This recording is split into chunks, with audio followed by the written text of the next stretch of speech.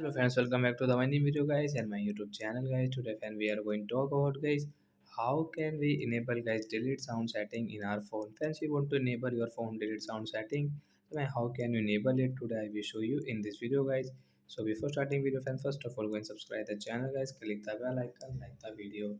So what is delete sound guys? You can see guys when we delete any photos, any icon and guys any app. So guys you can see this sound, but guys this sound is not working in our phone.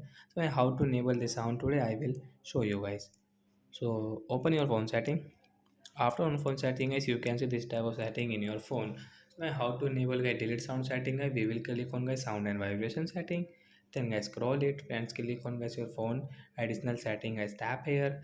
Friends you can see guys this play sound when deleting item guys, tap here right side icon guys, come back. Friends you can see guys now if we delete any photos, any picture, friends you can use your delete sound setting like that. So like that guy we can enable guy delete sound setting. So that's it guys, thanks for watching the video guys. I hope friends have understood how to enable delete sound and how to use it. So bye bye.